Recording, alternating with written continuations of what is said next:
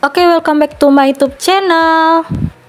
Oke, di video kali ini aku bakal sharing lagi tentang salah satu topik yang ada di materi ekonomi kelas 12 SMA ya, IPS tentunya.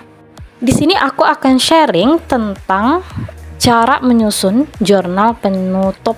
Nah, apa aja sih akun-akun yang harus kita tutup dan bagaimana cara menutupnya? Aku akan jelasin lengkap di video ini, jadi buat teman-teman yang mau tahu boleh tonton videonya sampai habis dan jangan di skip-skip supaya teman-teman semua mendapatkan informasi yang sempurna dari adanya video ini. Oke, buat teman-teman yang nantinya merasa kebantu dengan adanya video ini, boleh memberikan dukungannya berupa mengklik tombol subscribe, boleh videonya di like, comment, serta share ke seluruh sosial media yang teman-teman punya.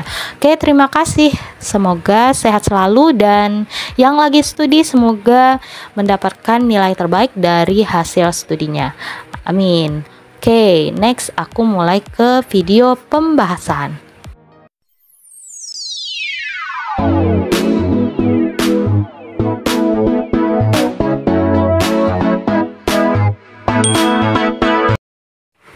Oke teman-teman, nah di sini aku bakal ngejelasin dulu akun-akun apa yang harus ditutup, nah atau perlu kita tutup. Nah, yang pertama adalah akun pendapatan. Nah, pendapatan ini harus kita tutup, artinya harus kita nolkan saldonya ya.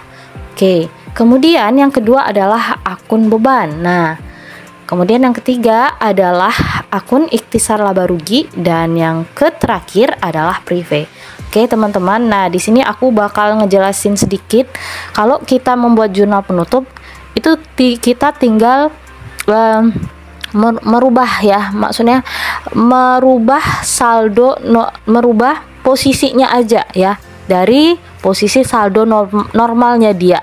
Contoh misalnya tadi pendapatan ini adalah kan saldonya di kredit ya, saldo normal. Nah, saldo normalnya ya. Nah, kalau ditutup ini kita tinggal ubah posisinya jadi dia berubah ke debit ya. Berarti posisi saldo pendapatan di debit kayak gitu. Berarti intinya di sini kita ngerubah posisi akun itu dari saldo normalnya. Jadi teman-teman harus tahu saldo normal dari akun-akun ini ya.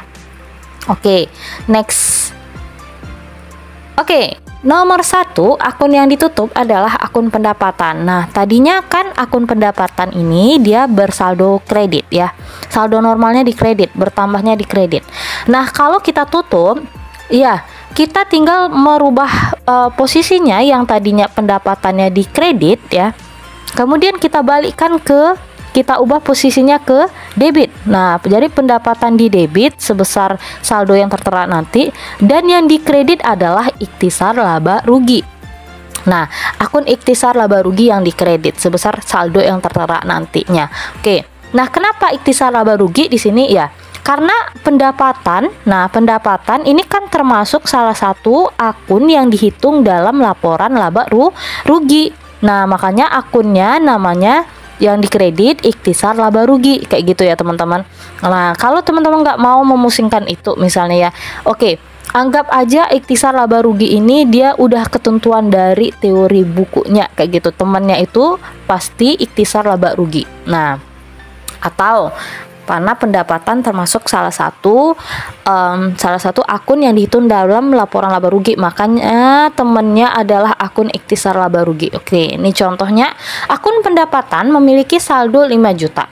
Jurnal penutup yang perlu dibuat adalah nah pendapatan tadinya kan saldo normalnya di kredit. Nah, ini ya teman-teman, di kredit saldo normalnya ya. Oke, kalau kita tutup berarti kita ubah posisinya pendapatan yang tadinya di kredit kita naikkan ke atas ya. Jadi pendapatan di debit sebesar 5 juta, temennya adalah ikhtisar laba rugi sebesar 5 juta. Oke, saldonya harus sama ya, 5 juta ya. Oke. Next, nomor 2 yaitu akun beban. Nah, beban di mana saldonya? Di debit ya. Saldo normal beban kan bertambahnya di debit ya. Oke, kalau kita tutup berarti kita tinggal ngerubah saldonya yang tadinya di debit kita ubah ke kredit ya. Oke. Nah, temannya apa? Temannya ikhtisar laba rugi. Nah, sama seperti alasan yang tadi, mungkin ada yang bertanya, "Kak, kenapa sih beban itu kalau ditutup temannya adalah akun ikhtisar laba rugi?" Iya, karena beban merupakan salah satu akun yang dihitung dalam laporan laba rugi.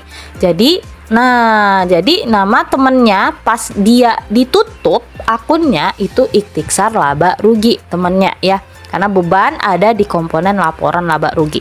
Oke, contoh. Akun beban gaji memiliki saldo sebesar 7 juta. Jurnal penutup yang perlu dibuat adalah, tinggal kita sesuaikan dengan pola yang di atas ini ya, teman-teman. Tadinya si beban saldonya di debit, kita ubah posisinya ke kredit. Nah, 7 juta ya, karena 7 juta bebannya ya. Kemudian temannya apa? Ikhtisar laba rugi sebesar 7 juta. Oke, kayak gitu ya. Jadi ikhtisar laba rugi di debit 7 juta, beban gaji di kredit sebesar 7 juta. Next, nomor 3, akun ikhtisar laba rugi. Nah, ini yang harus ditutup ya. Ketika si perusahaan dalam kondisi rugi atau saldo rugi, dia mengalami kerugian, jurnal penutupnya adalah modal kita debitkan sebesar saldo yang tertera nanti, kemudian temannya adalah ikhtisar laba rugi. Nah, sebesar saldo yang tertera. Kenapa modal di debit? Nah, karena rugi sifatnya mengurangi modal. Di mana posisinya kalau berkurang? Di debit ya. Modal bertambah kan di kredit ya. Kalau berkurang di debit. Nah, makanya ini jurnal penutupnya modal di debit karena rugi mengurangi modal. Oke, contoh. Pada tanggal 30 Desember 2022, Bengkel Gunawan mencatat pendapatan 2 juta, beban sewa 3 juta, dan beban gaji 800.000. Jurnal penutup yang dibuat Bengkel Gunawan adalah, tinggal kita pindahkan ya, ini polanya ya, modal di debit dan ikhtisar laba rugi di kredit. Nah, nilainya adalah kita kurangi dulu pendapatan jasa dikurang beban-bebannya. Pendapatan jasanya 2 juta, bebannya adalah beban sewa 3 juta ditambah beban gaji 800.000, itu kan 3.800.000. Oke, berarti bebannya lebih besar daripada pendapatan, artinya perusahaan mengalami rugi. Rugi berapa? 2 juta dikurang 3.800.000. Nah, yaitu 1.800.000. Oke, jadi karena rugi makanya modalnya berkurang. Modal berkurang di debit sebesar 1.800.000.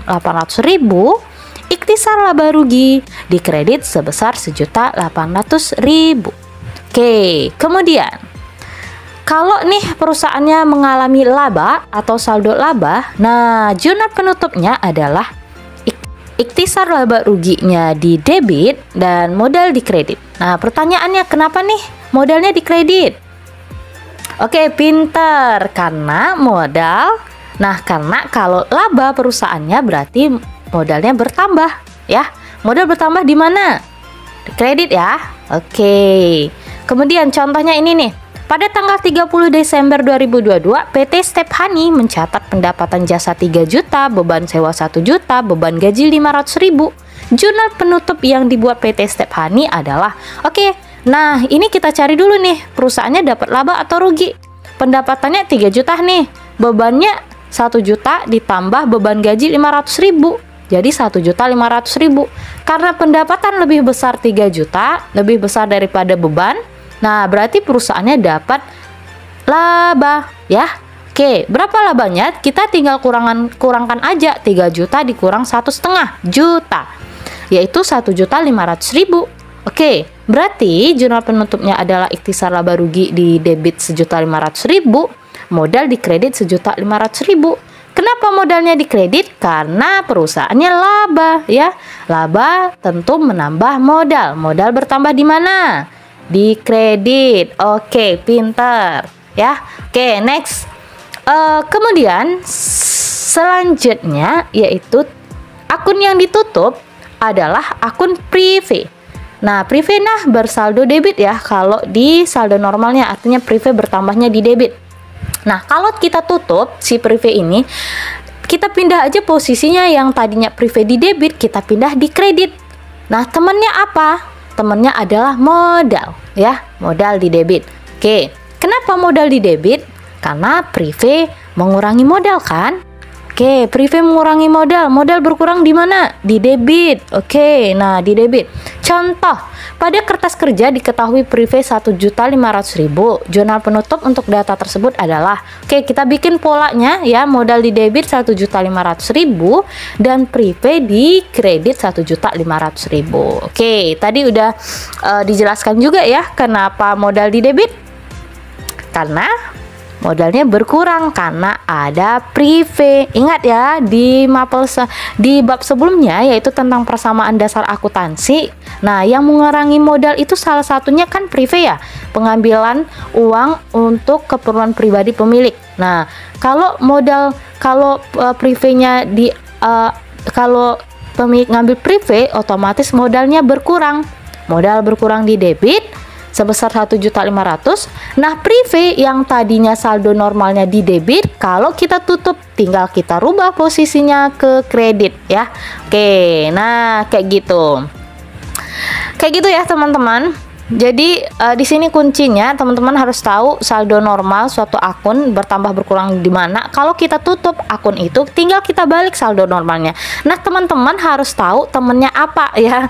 Misalnya prive temennya modal. Laba temennya apa? Laba itu kalau perusahaan dapat laba otomatis temannya modal ya. Karena laba menambah modal. Kalau modal bertambah di mana? Di kredit. Nah, kayak gitu. Kalau menutup pendapatan gimana? Ya, kita tinggal ngerubah aja posisinya, yang tadinya pendapatan bersaldo kredit, kalau kita tutup, kita ubah ke posisi debit. Temennya apa? Temennya ikhtisar laba rugi ya. Oke, teman-teman, semoga bisa dimengerti dan aku rasa ini gampang banget buat teman-teman yang udah paham konsepnya. Ya, konsep saldo normal dulu ya pastinya